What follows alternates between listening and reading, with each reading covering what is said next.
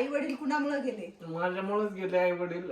पहिले वडील गेले, मग आई गेली. मग भावाने मला एवढं पण मानलं होतं की तू फक्त व्यवस्थित राह, तुला मनुष्य तर मी सांभाळतो म्हणून. आज का नको वाटते तुम्हाला दारू? पूर्ण सण आलेलं त्या माझ्या त्या दारू म्हणून पूर्ण मी उद्ध्वस्त झालेले. काय राहिलं नाही माझ्याजवळ. आज माझे सख्खे मला सगळे सोडून गेले. राम राम, रामकृष्ण हरी. तर आज आपल्याकडे एक दादा आले आणि आपण त्या दादांना भेटणार आहोत. दादांचं नाव पण विचारू आपण. आणि ब्रदर तर तुम्ही सगळेजण ओळखता ब्रदरला पण. आणि मी बोलून घेतलेलं आहे ब्रदरला, या म्हटलं थोडंसं. दादा आलेत म्हटलं थोडंसं समजून घ्या तुम्ही. नमस्ते दादा. नमस्ते. आपलं नाव? माझं नाव दीपक गौरव माप. हां. शिक्षण वगैरे किती झाले? शिक्षण माझे 10वी झाले. 10वी झाले. हो. वय किती आहे? माझं आता 53 वर्ष वय. 53 वर्ष वय. आई वडील? आई वडील वारले. वारले. आणि पत्नी वगैरे काही? मला एक बायको आहे, 2 मुलं आहेत मला. पण ते माझ्या या व्यसनामुळे मी पूर्ण संसार माझं उद्ध्वस्त करून बसलो. काय व्यसन होतं? दारू प्यायचो मी खूप. काम काय करायचं तुम्ही? काम काय नव्हतं करत मी. मग माझ्या भावाने मला किराणा मला दुकान टाकून देतं. म्हणजे भावांनी तुम्हाला उभं केलं होतं? उभं केलं होतं, स्टार्ट केलं होतं. त्याने मला ते दुकान टाकून दिलं, पण ते दुकान देखील मला सांभाळता आलं नाही. ती माझी पत्नी सांभाळायची ती, मी तिच्याकडे कधी लक्ष दिलं नाही. माझ्या व्यसनाच्या आधीन असतं. त्यामुळे ती देखील वाईट नव्हतं, मला सोडून गेली. ती सोडून गेल्यानंतर मी एकटाच करत होतो. तर मी ते दुकानातलं पूर्ण फर्निचर सगळं टोटल विकून टाकलं मी. सगळं फर्निचर वगैरे किराणा दुकानातलं बी सगळं विकून टाकलं? सगळं विकून टाकलं मी, काहीच ठेवलं नाही. त्याच्यानंतर भावाला मी आज भावाला बोललो की मला या व्यसनापासून दूर जायचंय.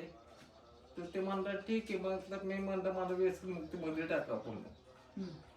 मग त्यांनी मला मुक्त निर्णय न टाकता प्रायव्हेटमध्ये टाकलं.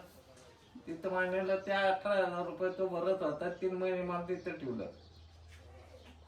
3 महिन्यानंतर मी बंद झालो. माझी तब्येत एकदम सुधारणा झाली. पूर्ण त्याने घरी नेलं. परत माझी भाऊसाहेब ही माझ्या आईप्रमाणे काही तिने मला लेकरासारखं सांभाळलेलं आहे. ते देखील कधी भावाला म्हणले नाही की तू तुझ्या बहिणींसाठी भावासाठी कशाला करतो. नाही ते एखादी बाई असं तर ती तिचा संसार तेवढंच ती बघते फक्त. तिला ते रज नंदीचं काय घेणं देणं नसतं. पण आज खरंच मी नशिबाने की मला एवढं मोठं चांगलं भेटलं होतं, पण ते मला टिकवता आलं नाही. भावाने मला व्यसनमुक्त मोकळून सोडल्यानंतर व्यसनमुक्त जायच्या अगोदर मला ना बॅरलेसचा झटका आला होता. त्यामुळे आता देखील बोलण्यामध्ये माझी जीभ जड झालेली आहे. तर त्या बॅरलेसच्या झटक्यामध्ये केम हॉस्पिटलमध्ये मी ऍडमिट होतो. तिथं माझ्या ऍडमिट केलं? भावानेच ऍडमिट केलं.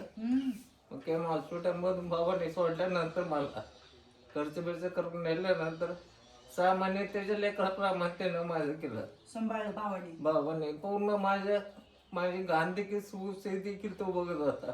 पण तो कधी मारणार नाही की मी मोठा असं काही करायचं. आणि विशेष म्हणजे तो निर्व्यसनी. त्याला असं व्यसन कुठलं नाही. सुपारीचं खाड देखील तो खात नाही. तरी पण त्याने मला एवढं केलं होतं. तो आज देखील माझ्यासाठी करतो, कारण त्याला वाटतं की आपला भाव असं इकडं तिकडं पडलेलं त्याला आवडत पाहिजे. तर माझं एवढं सांगणं आहे की दारू व्यसनामुळं बरबादी होती. ते व्यसन नको आपल्याला. आणि ते मी आज इथं भावाच्या साठ्यानुसार भावाने असं दाखवून दिलं मला की मी तुझ्यासाठी काहीच करत नाही. आणि खरंच त्याने कधी मोठं पण घेतलं नाही त्याचं की हे मी केलं ते मी केलं. मोठं कोण आहे? मोठे ते सगळ्यात मोठं भाऊ बंधू आहे. बंधू आहेत. पण ते आजही भावाला कुठेतरी सांभाळतायत. आई वडील कुणामुळे गेले? माझ्यामुळेच गेले आई वडील. पहिले वडील गेले, मग आई गेली. मग भावाने मला एवढं पण मानलं होतं की तू फक्त व्यवस्थित राह, तुला मनुष्य तर मी सांभाळतो म्हणून. पण मला राहता आलं किती नाही. मोठा आधार आहे तुम्हाला. हा, मला थोडंसंच कळालं की तुमच्या दारूच्या व्यसनामुळं, तुमच्या काळजीमुळं तुमचे आई वडील गेले. तुमच्या दारूच्या व्यसनामुळं तुमची बायकोन डिवोर्स घेतला आणि ती पण गेली मुलाला घेऊन. तुम्हाला दुकान टाकून दिलं, तुम्ही ते चालवलं नाही. फक्त आणि फक्त दारू पाहिजे होती तुम्हाला. आज का नको वाटते तुम्हाला दारू? पूर्ण सगळं आदलं ताई माझ्या त्या दारूमुळे पूर्ण मी उद्ध्वस्त झालेले, काय राहिलं नाही माझ्याजवळ. आज माझे सख्खे मला सगळे सोडून गेले. कोणीच सोडलं नाहीये दादा, तुम्ही सोडलं होतं त्यांना, तुमच्या दारूनी सोडायला लावलं त्यांना. दारूने सोडलं माझ्या. कारण आज मी पण दारू- बघा, आज पण तुम्ही म्हणताय ना माझे सख्खे सोडून गेले. हे सख्खे का सोडून गेले? एक व्यसन होतं आणि त्या व्यसनाच्या अधीन झालात तुम्ही. तुम्हाला पुढचं काही दिसलंच नाही. हा, आज भाऊ, तुमच्या भावाने मला रिक्वेस्ट केली आहे की ताई, माझा भाऊ मी रस्त्यावर पडलेला बघू शकत नाही. तुम्ही कुठल्या पण दुकानाच्या समोर झोपलेला असतात, कुणाला पण काय पण मागालेले असतात. हा, करता का नाही तुम्ही? ज्या ठिकाणावर तुम्ही राहता, तुमचं लहानपण गेलं, ज्या ठिकाणी तुम्ही वाढलात, त्या ठिकाणावर तुमची इतकी बेकार अवस्था आहे आज, तर त्या भावाला, त्या भावजेला काय वाटत असेल? हा, काय दिलं नाही तुम्हाला तुमच्या भावाने? सगळं दिलं. सगळं दिलं. हा? आता फक्त पश्चाताप आहे तुमच्या डोळ्यात, मला फक्त पश्चाताप दिसतोय दादा. तर मी स्वतःहून दादाला म्हटलं की, मला विचारलं की मी काय करू ताई, मला म्हणजे खूप माझा जीव तुटतो माझ्या भावाकडे बघून रस्त्याला, मी काय करू ताई सांगा. मी म्हटलं आम्ही थोडे दिवस आमच्याकडे ठेवून बघतो, ब्रदरकडे ठेवून बघूया. त्यांनी जर पूर्णपणे व्यसनमुक्त होऊन जर नवीन पुढचं आयुष्य सुरू करत असतील, सेवा करा, तुम्ही स्वतःसाठी उभे राहा, तुमच्याने काय जमेल ते करा. पण आता इथून पुढे तर तुम्ही दारू आणि ह्या कसला व्यसन करू नका. तुमचं डोक्याचं ऑपरेशन झालं मोठं, ते पण तुमच्या भावानी भावजाईनी केलं सगळं. ते तुम्हाला वाचवतायत दादा, क्षणोक्षणी तुमच्या पाठीशी उभी आहेत संकटाच्या टायमाला. माझी बायको सोडून गेलेली असं देखील तिची काय चुकी आहे दादा सांगा ना. नाही ते जाऊ द्या, पण बाबांनी आणि भाऊजाजी म्हणून माझ्या मुला बाळांचं देखील शिक्षण त्यांनी केलं. अहो मग करणारच ना, भाऊ आहे तुम्ही, रक्त एका आईच्या हृदयातून आलेली लेकर आहे तुम्ही.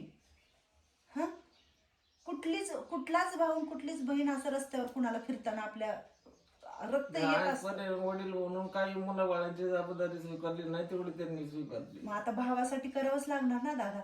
हा, तुम्ही असं एवढे अधीन झालात की तुम्हाला कळतच नव्हतं ना, पुढं अंधार होता तुमच्या पुढं दारूच्या बाटलीच्या समोर. हा, माझं काय व्हायचं ताई, मी ना एक 4-5 महिने ठीक राहायचो की 4-5 महिने परत ते व्याज परत प्यायचं. माझ्या भावाला देखील विश्वास नाही राहिला की कसा राहणार दादा? प्रत्येक वेळेला आज 1.5 तास पर्यंत येतो आणि आज राहतो, पण 4-5 महिने व्यवस्थित राहिला की पुन्हा तेच करत होतो. त्यामुळे भावाने देखील माझ्या सगळ्या आबोला जातात. माझे फोन देखील तो कलेक्ट होता का, त्याला कळू दे की काय असतं बरोबर. नाही, 18,000 रुपये भरले तुम्हाला व्यसन हो, प्रायव्हेट मध्ये टाकलं private भाऊ. मध्ये काय टाकलं. टाकलं की तुम्ही सुधारावं म्हणून. हा, तुमचं मेंदूचं ऑपरेशन झालं, त्यांनी लहान लेकरासारखं सांभाळलं का, तर आमचा भाऊ याच्यातून जगावा म्हणून. परत तुम्हाला पॅरालिसिस झाला, लहान लेकरासारखं शिसू काढली का, तर आपला भाऊ चांगला व्हावा म्हणून. तुमच्या आज मुलाचं तुम्ही शिक्षण करत नाही, तुमचा भाऊ स्वतःहून शिक्षण करतो का, तर आपल्या भावाचं एक लेकरू आहे म्हणून. आपला भाऊ काही करू शकत नाही, तर निदान आपण चुलता म्हणून तरी काहीतरी करू शकतो त्या मुलासाठी. एवढं कुटुंब चांगलं असताना, एक भाऊ बापाप्रमाणे आपल्या पाठीशी उभं राहत असताना, जर आपल्या भावाच्या म्हणण्यावर थोडंसं आपण चालू शकत नाही दादा, तर आपला काय उपयोग आहे सांगा ना. हा, इतका पश्चाताप आता तुम्हाला होतोय. हा पश्चाताप सुधारण्यासाठी तुमच्या भावाने किती चान्स दिले होते तुम्हाला? भरपूर वेळा चान्स दिले मला. मी काय माझ्याकडे त्या म्हणजे कुठलेच ब्लेम करायसारखं मला कुठली वेळच नाही दिली. तुम्ही त्याच्यावर ब्लेम करू शकतो. प्रत्येक वाईट दिवसामध्ये तो माझ्या पाठीशी उभं राहिला. आज पण तुमची इतकी वाईट अवस्था आहे दादा, कपडे, तुमची अवस्था, एक रस्त्यावर फिरतोच ना तसं आहे तुमचं. आज पण फक्त आणि फक्त भावाने तुम्हाला मदतच केलेली आहे. आणि तो म्हणतोय भाऊ तुमचा की माझा भाऊ कुठं पण राहो, पण व्यवस्थित राहो, कारण तुम्ही एवढ्या संकटातून वाचलाय. त्यांनी भावाने मला सांगितलं की ताई करा, माझ्या भावासाठी काहीतरी करा, मला रस्त्यावर नाही बघूशी वाटत त्याला. आता तुम्हाला आम्ही त्या आश्रमात, हे ब्रदर आहेत, त्यांच्या आश्रमात तुम्हाला राहायचंय. तुम्ही तिथं म्हणसाल कुठंतरी मला जायचंय, आता माझे हातपाय लटलट कापतायत आणि मला थोडंसं दारू लागेल आणि पे. तिथं तुम्हाला प्रेम मिळेल, माया मिळेल, 2 घास जेवण मिळेल. ब्रदर चांगली काळजी घेतील. तिथं जवळ एक हॉस्पिटल आहे, आपल्या सरांकडे घेऊन जावं जरा. शुगर, बीपी त्यांचं काय असेल तर बघा. त्यांचं डोक्याचं ऑपरेशन झालेलं आहे, पॅरालिसिस पण आहेत ते.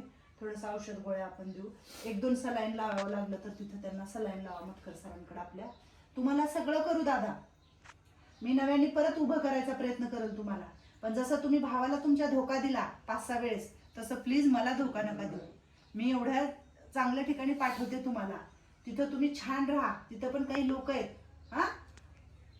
आता माझं तिथलं राहणीमान तुम्हाला सरळ सांगते की कसा राहतो तिथं. मला तेच पाहिजे, ह्या बहिणीला तेच पाहिजे. चॅलेंज माझं, मी सर स्वतःहून तुम्हाला सांगते की असा माणूस पाणी एवढ्या वेळेस न तुम्ही गेलेलं, पण आता राहणीमान कसं आहे ते सांगते स्वतः. तुमची इच्छा काय आहे बरं, म्हणजे तुम्हाला काय वाटतं बरं? मला जीवनामध्ये मला हे चांगलं जगायचं आहे आणि व्यवस्थितपणे राहायचंय, बाकी मला काय नको. आता दारू नकोच. तुम्हाला काय वाटतं, दारू प्यायला पाहिजे का? जगात असे अनेक लोक आहेत. नाही, दारू पिऊन काही उपयोग होत नाही. दारूची नशा क्षणिक नशा असते, परत ते उतरली परत मग पश्चाताप होतो, काही उपयोग होत नाही त्याचा.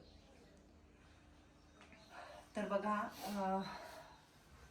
दादांचे पश्चातापाचे म्हणजे अश्रू आहेत, खूप रडतायत दादा. खरं सांगते, माझी सगळ्याला एकच कळकळीची विनंती आहे, सांगणं आहे की खरंच मुलं बाळ बायको सगळं खूप गोष्टी सोडून फक्त दारूच्या आहारी जातात पुरुष लोक, आणि दारूला स्वीकार करतात आणि क्षणभर दारू पिऊन नशेत पडून टेन्शन आलं म्हणून संसाराकडे लक्ष देत नाहीत, मुलांकडे लक्ष देत नाहीत. 50 रुपयाची दारू पितात पण 50 रुपये घरात बायकोला देत नाहीत. बऱ्याचशा आहेत, मी बघते, माझ्याकडे येतात, रडतात, फोन येतात मला. तर खरंच प्लीज मी हात जोडून कळकळीची विनंती करते दादा लोकांना माझ्या, की खरंच असं करू नका तुम्ही.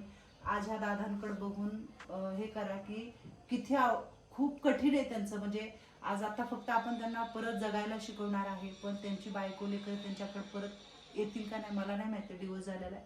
पण आज भाऊ त्यांना सपोर्ट करतोय.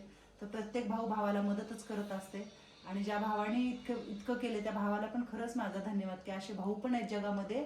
आणि काय नाव आहे दादा तुमच्या भावाचं?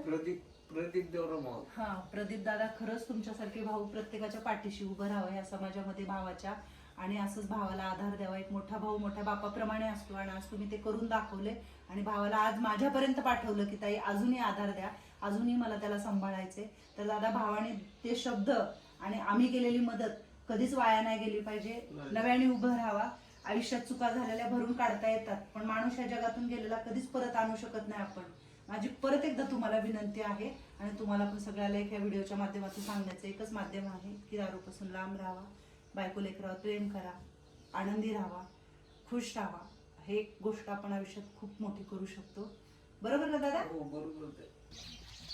व्यवस्थित राहा, चांगला काळजी घ्यायची. आंघोळ कधी केली तू? लय दिवस झालं काही आंघोळ करून? हा, 15-20 दिवस झाले. महिना झालं का आंघोळ करून? महिन्याच्या वर घेतात. महिन्याच्या वर.